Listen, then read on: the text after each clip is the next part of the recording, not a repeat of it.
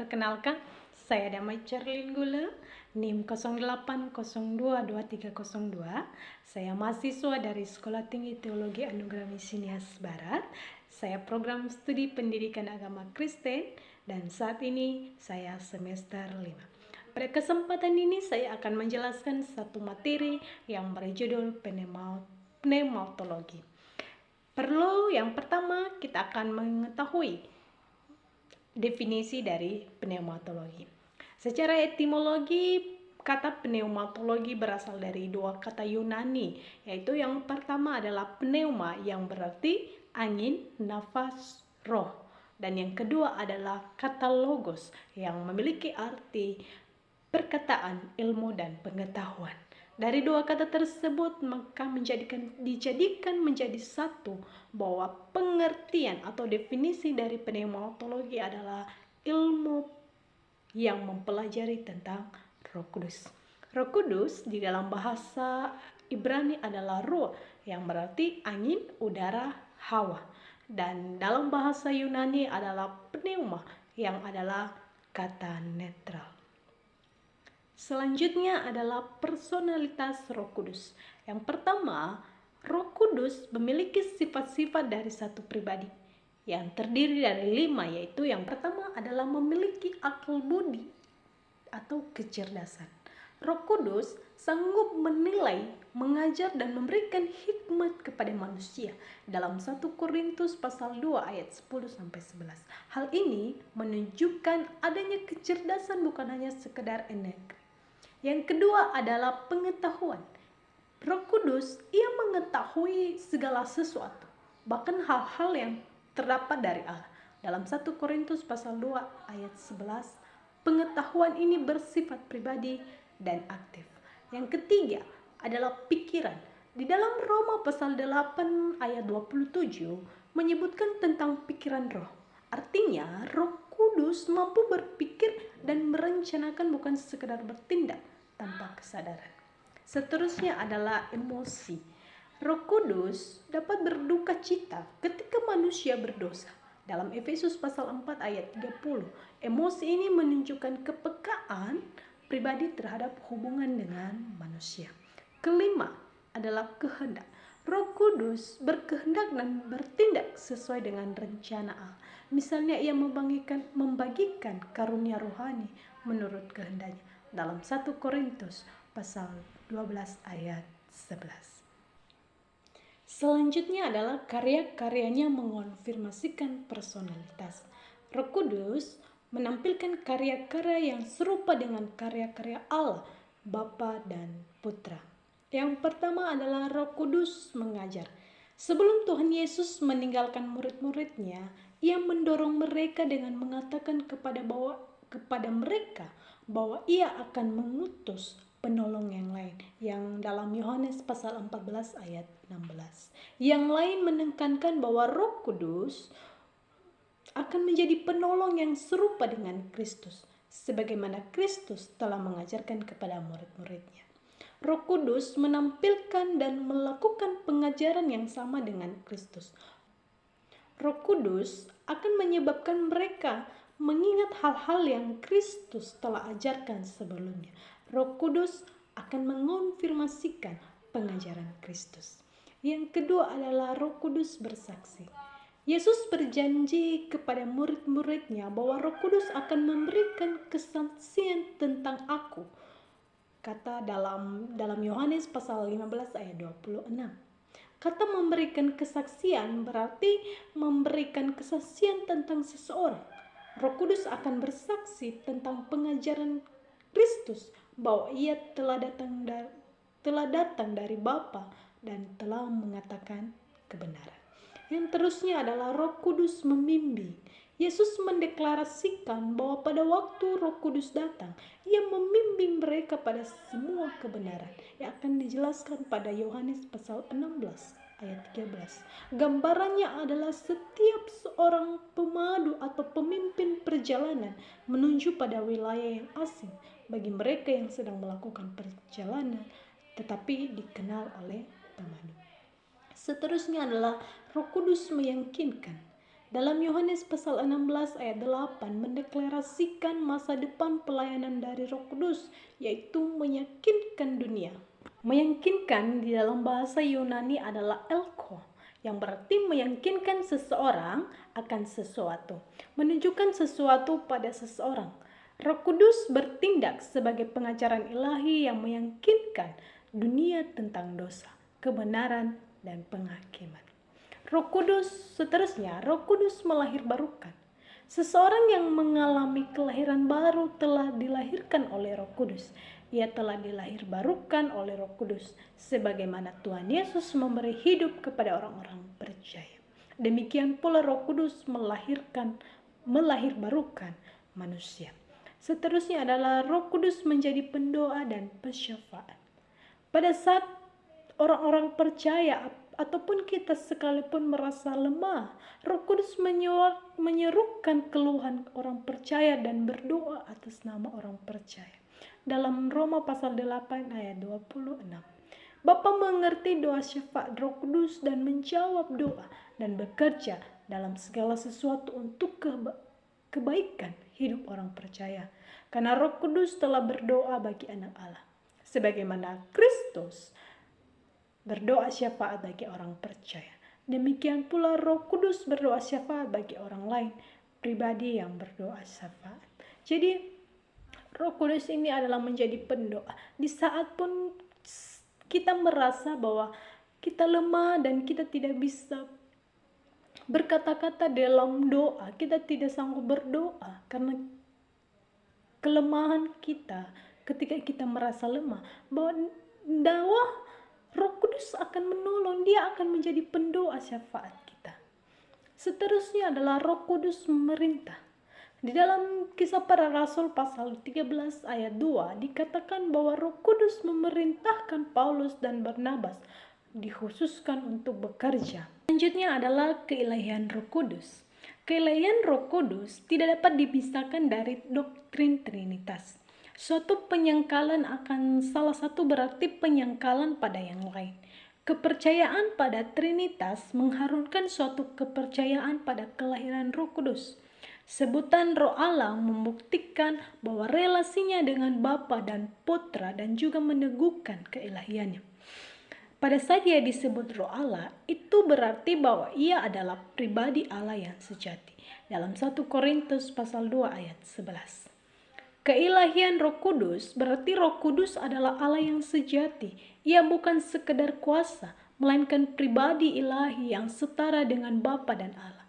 Alkitab menunjukkan hal ini, yaitu dia disebut sebagai Allah. Ia memiliki sifat ilahi, ia maha hadir, maha tahu, maha kuasa, terlibat dalam karya penciptaan, penembusan, dan kebangkitan. Dia disejajarkan dengan Bapa dan Anak di dalam Matius pasal 28 ayat 19. Selanjutnya adalah posisinya mengonfirmasikan personalitasnya. Yang pertama adalah Roh Kudus dapat didukakan. Artinya, kita bisa membuatnya sedih dengan dosa, sikap keras hati, atau hidup yang tidak sesuai dengan kehendak Allah. Dalam Efesus pasal 4 ayat 30. Yang kedua adalah Roh Kudus dapat dihujat. Hujat terhadap Roh Kudus seperti menolak dan menentang secara sadar pekerjaannya, sehingga tidak ada lagi pengampunan. Dalam Matius pasal 12 ayat 31. Hujat terhadap Roh Kudus adalah dosa yang tidak dapat diampuni. Seterusnya adalah Roh Kudus dapat ditolak. Kita sebagai manusia atau bisa menutup hati dan tidak mau menerima karya Roh Kudus, seperti orang Yahudi yang menolak pemberitaan para nabi. Yang seterusnya adalah Roh Kudus dapat didustai.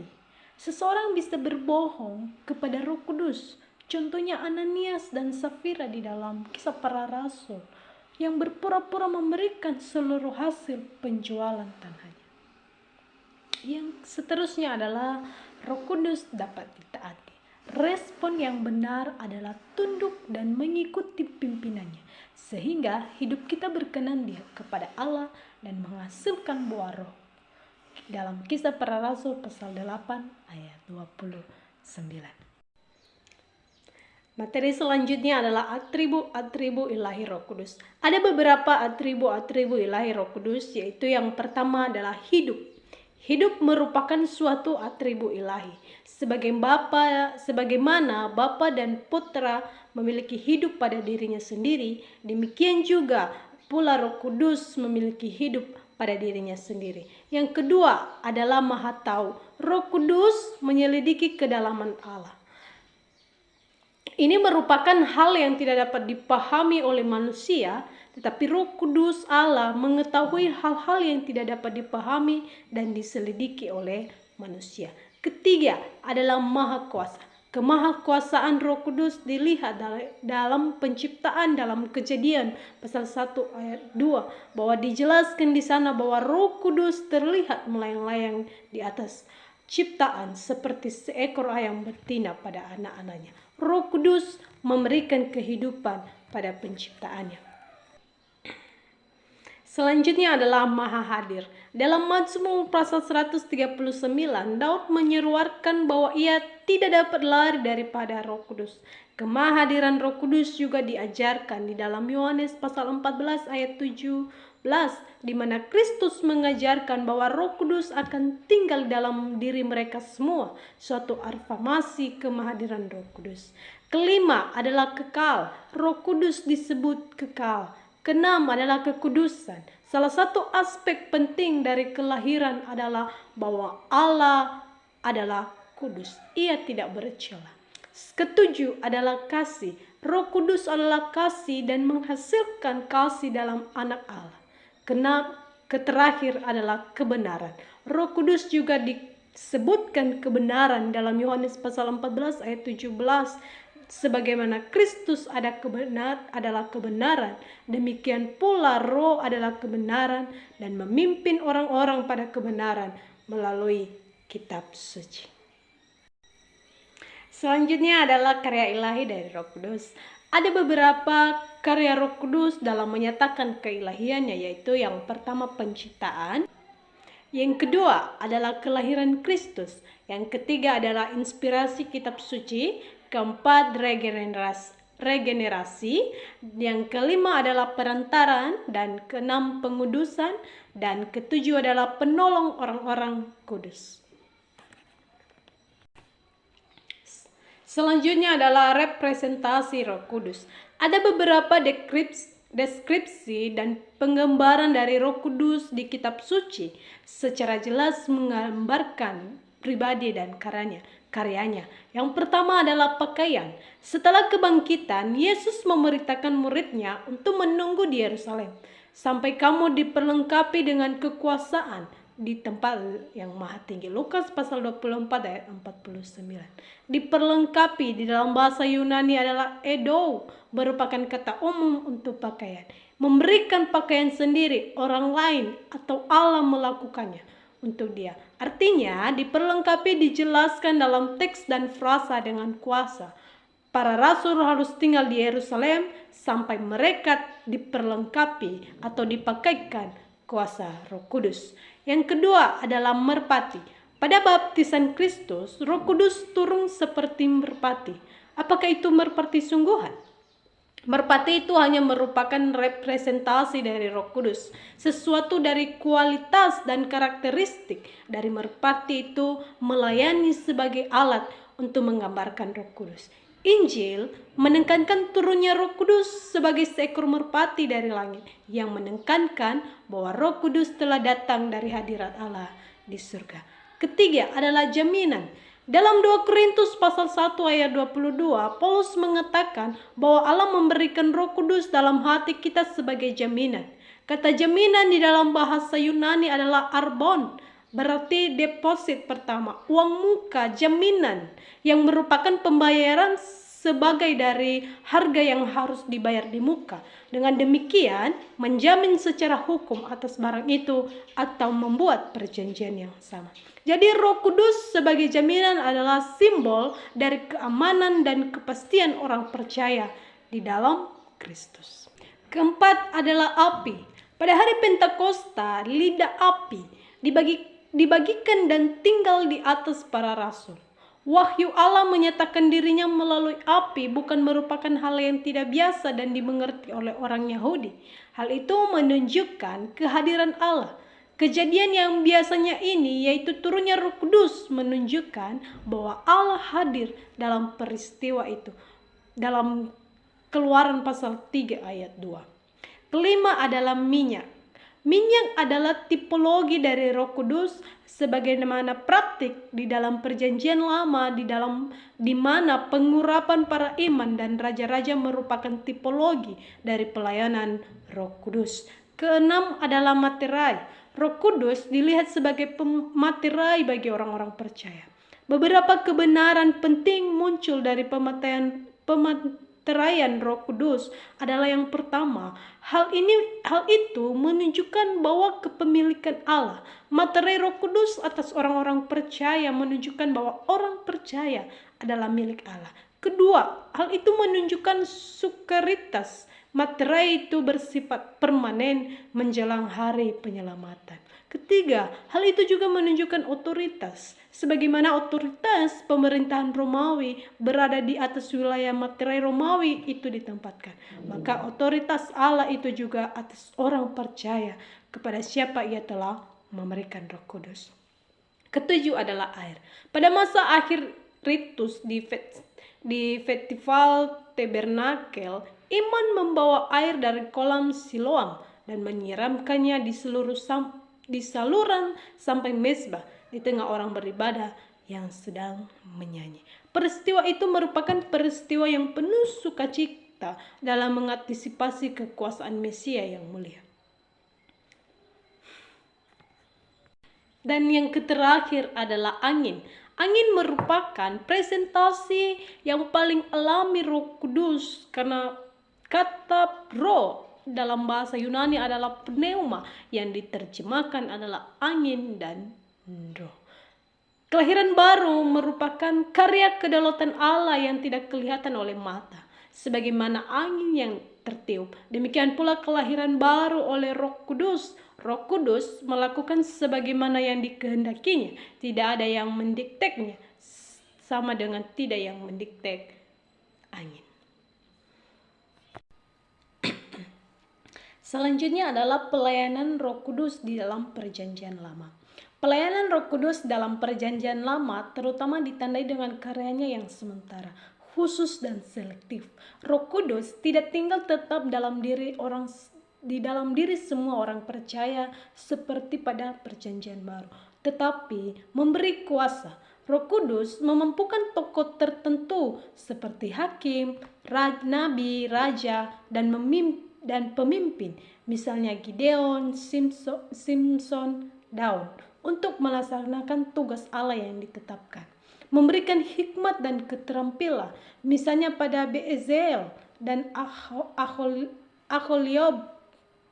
Aholiabob untuk membuat kemas suci.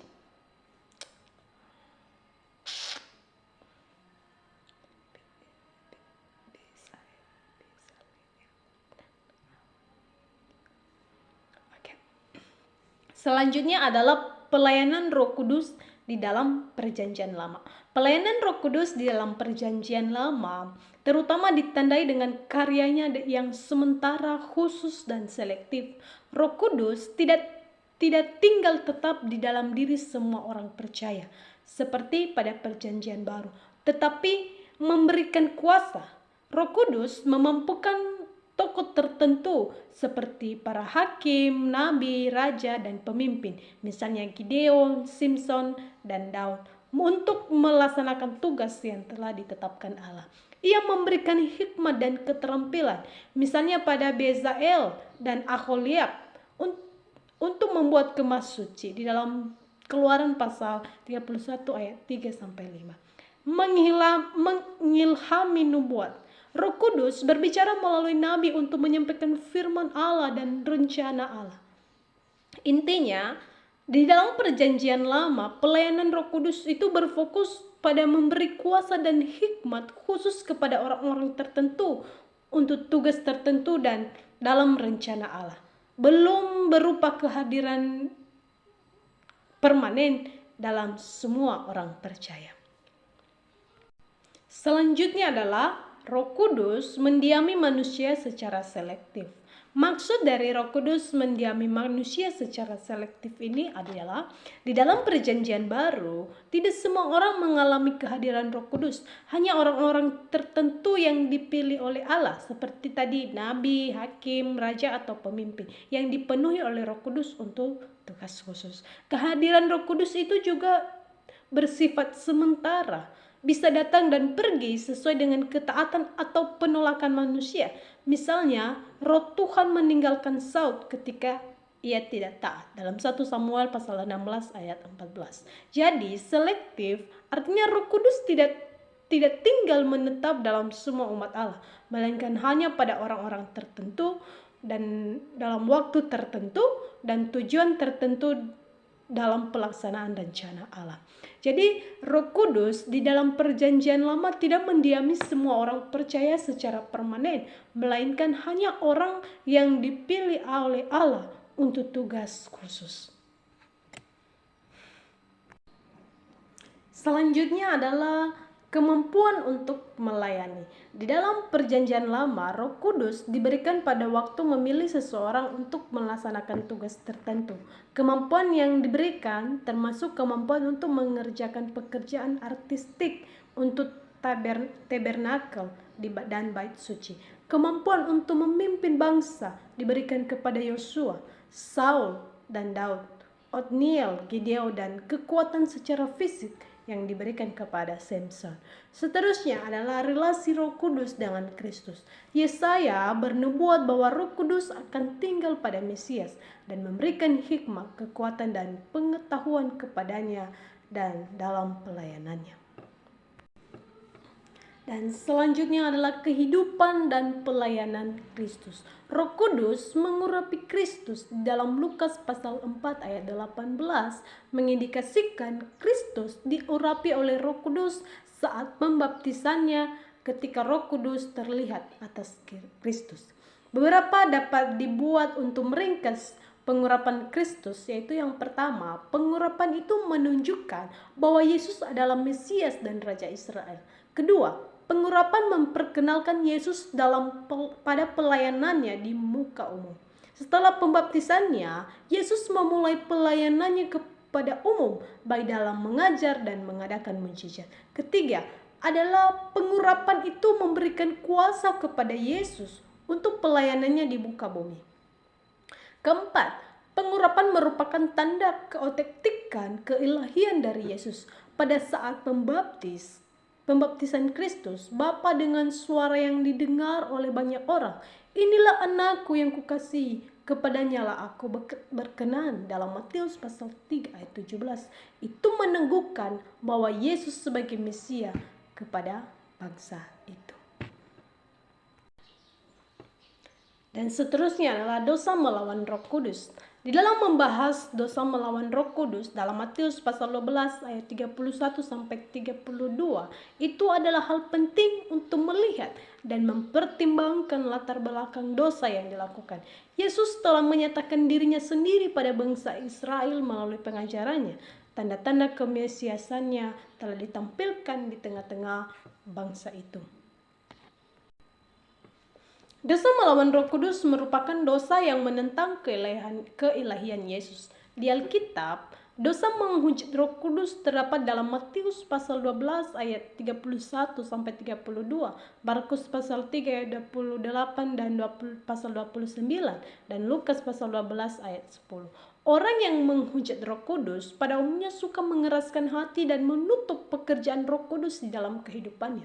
Dosa menghujat Roh Kudus tidak dapat diampuni, bukan karena Allah tidak mau mengampuni, melainkan kembali kepada orang yang melakukan dosa tersebut. Mereka menutup hati dari pertobatan dan menganggap semuanya itu sebagai suatu hal yang biasa. Jadi tidak ada pengampunan bukan berasal dari Allah, melainkan kondisi orang tersebut yang tidak membuka hati untuk pertobatan. Selanjutnya adalah baptisan sebagai karya Roh Kudus. Apakah baptisan Roh Kudus? Baptisan merupakan salah satu sakramen penting dalam kehidupan umat Kristen. Melalui baptisan, seseorang dipersatukan dengan Kristus dan diperkenalkan secara resmi ke dalam persekutuan tubuh Kristus, yaitu gereja. Namun lebih dari sekedar simbol lahiriah, baptisan memiliki makna rohania yang mendalam. Alkitab menegaskan bahwa baptisan bukan hanya perbuatan manusia, tetapi karya Allah sendiri melalui Roh Kudus. Roh Kudus bekerja untuk memperbaharui, menyucikan, dan memateraikan orang percaya sebagai milik Allah. Ada banyak orang pertanyaan muncul di dalam hal ini adalah apa perbedaan baptisan air dengan baptisan Roh Kudus? Yang pertama, baptisan air adalah tanda lahiriah, dilakukan dengan air sebagai simbol pertobatan dan penyucian. Baptisan air adalah perintah Yesus dijalankan sebagai sakramen atau tanda iman dalam Matius pasal 28 ayat 19. Maknanya menyatakan bahwa seseorang masuk ke dalam persekutuan orang percaya, mengaku dosa, dan hidup baru dalam Kristus. Baptisan air dilakukan oleh manusia seperti pendeta atau pelayan di gereja. Sedangkan baptisan Roh Kudus itu adalah pekerjaan batiniah yang dilakukan oleh Roh Kudus sendiri. Maknanya adalah mempersatukan orang percaya dengan tubuh Kristus dalam 1 Korintus pasal 12 ayat 13, memberikan kuasa, karunia rohani, serta memperbaharui hati untuk hidup di dalam pimpinan Roh Kudus. Baptisan Roh Kudus tidak terlihat secara fisik, tetapi nyata di dalam perubahan hidup dan pelayanan. Baptisan Roh Kudus dilakukan oleh Allah sendiri melalui Roh Kudus. Jadi dapat kita simpulkan bahwa baptisan air adalah tanda lahiriah iman dan pertobatan. Sedangkan baptisan Roh Kudus adalah pengalaman rohani yang mempersatukan orang percaya dengan Kristus dan memberi kuasa untuk hidup baru. Selanjutnya adalah penyertaan Roh Kudus. Sebelum Tuhan Yesus naik ke surga, Ia menjanjikan Roh Kudus akan menyertai murid-muridnya dan orang-orang percaya secara permanen. Ada beberapa indikator yang meneguhkan fakta ini. Yang pertama adalah Roh Kudus adalah suatu karunia. Kedua, Roh Kudus diberikan pada waktu keselamatan. Ketiga, Roh Kudus tinggal pada diri orang percaya secara permanen. Keempat, pematerian Roh Kudus adalah salah satu dari banyak karya Allah yang terdapat di dalam orang percaya untuk menjamin keselamatan. Roh Kudus diberikan kepada seseorang yang percaya pada Kristus sebagai suatu pemateraian yang mengidentifikasi orang percaya sebagai milik Allah. Intinya prinsipil dari materai adalah pemilikan. Orang percaya dimateraikan oleh Roh Kudus untuk menyatakan bahwa orang percaya adalah milik Allah. Selanjutnya adalah karunia-karunia Roh Kudus. Ada dua kata dalam bahasa Yunani yang digunakan untuk menjabarkan karunia-karunia rohani, yaitu yang pertama pneumatikos, artinya hal-hal rohani atau sesuatu yang berkaitan dengan Roh Kudus. Kata ini menekankan natur rohani dan asal dari karunia rohani yang diberikan Roh Kudus kepada orang percaya. Kedua adalah karisma, artinya pemberian berdasarkan anugerah. Kata karisma menekankan bahwa suatu karunia rohani adalah pemberian berdasarkan anugerah Allah. Hal itu bukan perkembangan kemampuan secara alamiah, melainkan suatu pemberian yang dilimpahkan kepada orang percaya. Definisi singkat dari karunia rohani adalah suatu pemberian anugerah. Konsep yang tercakup dalam karunia-karunia rohani ada dua, yaitu yang pertama, karunia rohani pada seseorang adalah perlengkapan dari Allah bagi pelayanan rohani secara individu dalam 1 Korintus pasal 12 ayat 11. Kedua, suatu karunia rohani bagi gereja adalah di mana secara unik seseorang diperlengkapi bagi pendidikan dan pendewasaan gereja dalam Efesus pasal 4 ayat 11 sampai 35. Karunia rohani tidak sama dengan bakat alamiah. Mungkin ada kaitan, tetapi suatu bakat alamiah adalah suatu kemampuan yang dimiliki seseorang sejak lahir dan kemudian berkembang. Sedangkan karunia rohani diberikan secara supranatural oleh Allah pada saat pertobatan. Selanjutnya adalah deskripsi dari karunia-karunia rohani. Yang pertama adalah rasul. Karunia rasul disebut dalam 1 Korintus pasal 12 ayat 28 dan Efesus pasal 4 ayat 11. Kata rasul berasal dari kata apo yang berarti dari dan stelo yang berarti mengutus. Jadi seseorang rasul adalah seseorang yang diutus dari, dan dalam pengertian teknis dibatasi hanya pada kedua belas murid yang telah memiliki jabatan rasul. Demikian juga sebagai karunia. Hal itu menunjukkan pada rasul, tetapi tidak memiliki jabatan atau karunia. Kedua adalah nabi. Seorang nabi menerima wahyu secara langsung dari Allah dan mengajar orang-orang untuk mendidik, menasihati, dan menghibur mereka. Oleh karena wahyu yang berasal dari Allah, maka wahyu itu benar. Kesejatian para nabi diperlihatkan dengan keakrutan dan nubuat itu. Jadi, nubuat melibatkan apa yang terjadi di masa yang akan datang dan pemberitahuan tentang kebenaran Allah berkaitan dengan nasihat dan perintah. Ketiga adalah mujizat. Kata mujizat berarti kuasa atau suatu karya dari kuasa. Contohnya, dari pelaksanaan mujizat pada waktu Petrus menghakimi Ananias dan Safira dalam Kisah Para Rasul pasal 5 ayat 9 sampai 11. Dan pada waktu Paulus menghakimi Elimas, sang penentung dengan kebutaan. Kata ini digunakan untuk menjabarkan mujizat Kristus. Mujizat-mujizat diberikan untuk menyatakan keautentikan berita. Allah memampukan para utusannya untuk mempertunjukkan mujizat untuk meneguhkan berita yang diberitakan kepada mereka. Keempat adalah kesembuhan. Aspek yang lebih sempit dari mujizat adalah karunia menyembuhkan.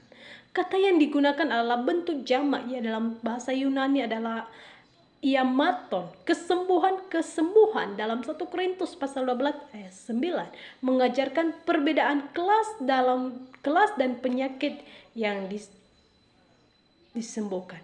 Karunia kesembuhan melibatkan kemampuan seseorang untuk menyembuhkan orang lain dari segala bentuk kelemahan.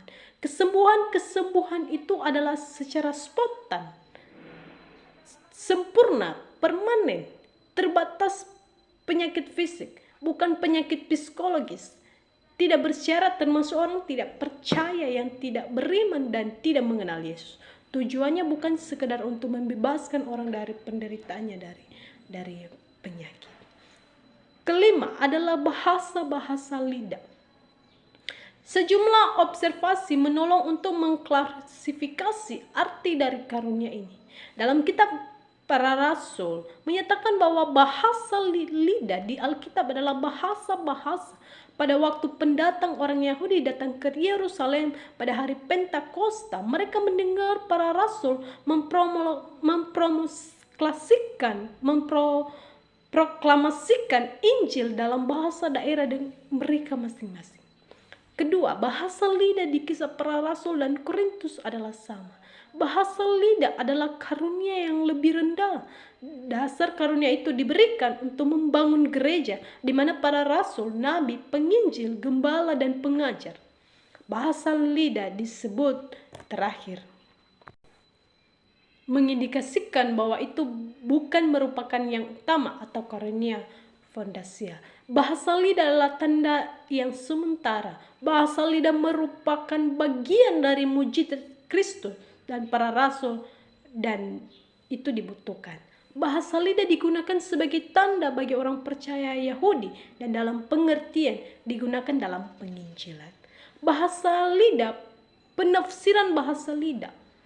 Karunia menafsir bahasa lidah meliputi kemampuan supernatural dari seseorang dalam jemaat untuk menafsirkan bahasa asing yang dinyatakan oleh seseorang memiliki karunia bahasa lidah. Keenam adalah penginjilan.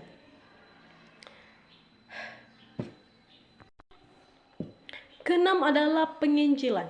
Salah satu definisi karunia penginjilan adalah karunia memproklamasikan kabar baik tentang keselamatan secara efektif, sehingga orang akan merespon pada klaim tentang Kristus dalam pertobatan dan dalam pemberian. Selanjutnya adalah pendeta, pengajar. Kata pendeta dalam bahasa Yunani itu poinenas. Secara harafiah berarti gembala dan digunakan hanya di sini sebagai suatu karunia. Seorang pendeta juga adalah seorang pengajar, tetapi seorang pengajar tidak harus seorang pendeta. Ada dua hal yang diperhatikan berkaitan dengan karunia mengajar, yaitu hal yang pertama, hal itu menuntut perkembangan dan dituntun studi secara serius dan kesetiaan dalam menggunakan karunia itu. Kedua, mengajar tidak sama dengan bakat alamiah. Kemampuan alami dan karunia rohani untuk mengajar tidaklah sama. Kedelapan adalah melayani. Kata melayani dalam bahasa Yunani adalah diakonia. Adalah kata umum melayani orang.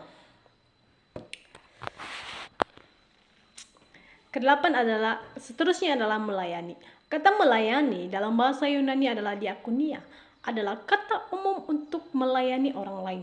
Aspek lain melayani adalah menolong orang percaya yang lain yang membutuhkan pertolongan secara fisik. Seterusnya adalah 9, menolong. Ke-10 adalah iman. Ke-11 menasehati. Dan ke-12 membedakan roh. Ke-13 murah hati. Ke-14 memberi. Ke-15 memimpin. 16 hikmat. 17 pengetahuan. Selanjutnya adalah pemenuhan oleh Roh Kudus. Dasar dari kepenuhan oleh Roh Kudus di Efesus pasal 5 ayat 18. Hendaklah kamu penuh dengan Roh Kudus. Perintah untuk dipenuhi oleh Roh Kudus diberikan dalam konteks dengan peringatan janganlah mabuk oleh anggur. Arti dari pemenuhan dalam bahasa Yunani adalah plerotes, adalah penguasaan. Roh Allah menyertai adalah pribadi yang terus-menerus mengontrol dan mendominasi kehidupan. Pemenuhan Roh Kudus harus terjadi karena yang pertama, esensial untuk mendewasakan orang percaya. Kedua, esensial untuk pelayanan orang percaya. Dalam Efesus pasal 5 ayat 18 mengajarkan 3 faktor tentang konsep dipenuhi oleh Roh Kudus, yaitu yang pertama suatu perintah, kedua bersyarat, ketiga berulang. Ada beberapa perintah yang berhubungan dengan pemenuhan orang percaya oleh Roh Kudus. Adalah yang pertama, jangan mendukakan Roh Kudus dalam Efesus pasal 4 ayat 30. Selanjutnya, jangan memendamkan Roh Kudus dalam 1 Tesalonika pasal 5 ayat 19. Ketiga, berjalan dengan roh. Keempat, hal lain, pengakuan dosa. Akibat dipenuhi Roh Kudus akan menghasilkan buah-buah roh dalam Galatia pasal 5 ayat 22 sampai 24. Sebagai tambahan, orang-orang akan reseptif pada pelayanan pengajaran Roh Kudus, akan memperlihatkan sukacita, kesatuan dan pengucapan syukur di tengah jemaat, dan akan memperlihatkan dedikasi pada Allah dan tidak serupa dengan karunia dunia. Demikian penjelasan tentang pneumatologi pada kesempatan ini. Saya mengucapkan terima kasih atas kesempatan Bapak Ibu dan Saudara telah menonton. Akhir kata, saya mohon maaf ketika ada kesalahan dan kesilapan di dalam menjelaskan, bahkan keterbatasan di dalam menjelaskan. Saya mohon minta maaf. Akhir kata, saya ucapkan terima kasih. Shalom.